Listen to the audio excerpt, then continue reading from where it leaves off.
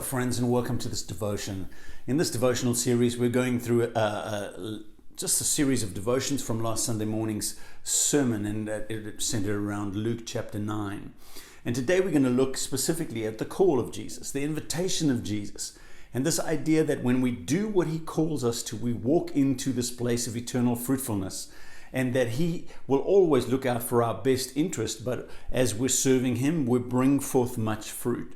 The great lesson that Mary, Jesus' mother, taught us right at the outset of his ministry at the wedding at the Cana in Galilee, when there was a need for wine, Jesus obviously said, "Not now, Mom," and she convinced him. And then she gathers the servants together and she turns to them and she says, "Now listen to me.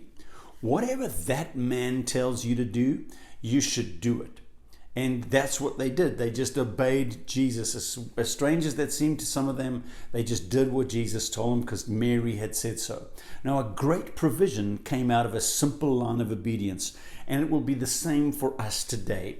Great blessings, great provisions, great freedoms come out of simple obedience to what Jesus says. Now, in Luke 9, verse 28, we capture this idea because it was about 8 days after Jesus had said this. He took Peter, James, and John with him, and he went up on a mountain to pray. And as he was praying, his appearance and his face changed, and his clothes became bright as a flash of lightning.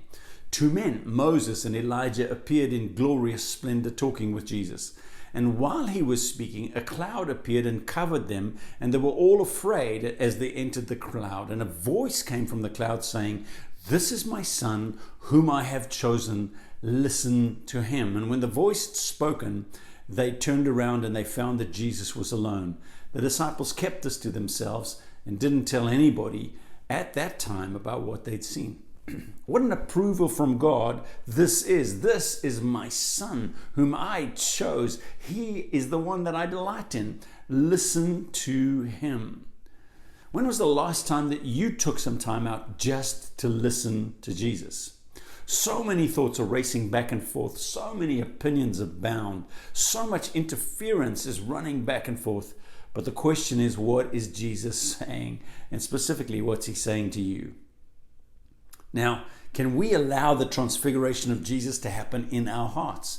Can we go up to solitary places and see him internally transformed in our own hearts into the glorious robes and the splendor, and we can see him for who he really is?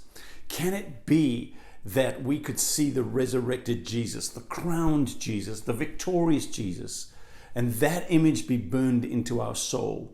See, Elijah and Moses, who epitomized the law and the prophets, pale in comparison to Jesus. They were servants, but this is the son chosen and beloved by God, the great son of the house, the heir of all things. Can you let his voice and the esteem of him be brighter and more prominent than any other hero of your life? Can you see no one but Jesus?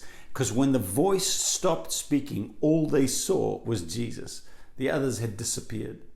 So let his voice, his instruction, his beauty be the things that move you, and just not let somebody else be the one that moves us. He is our great King. His voice is all important. Listening to him is a vital discipline for believers.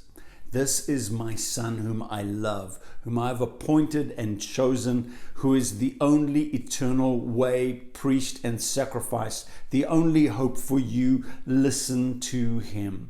So today I'm going to invite you to take some time out of the busyness of your schedule and to wait on Jesus, to focus on him, to quiet your heart long enough to hear his voice, to feel his love, experience his pleasure, and then listen to what he says to you. The advice that God gave the disciples, and the same advice he gives to us: listen to him. When God gives you a piece of advice like that, in the form of a command, it's time to listen. Take some time today to listen to Jesus. We miss you, think about you all the time, pray for you every day, and are looking forward to getting back together again soon. God bless.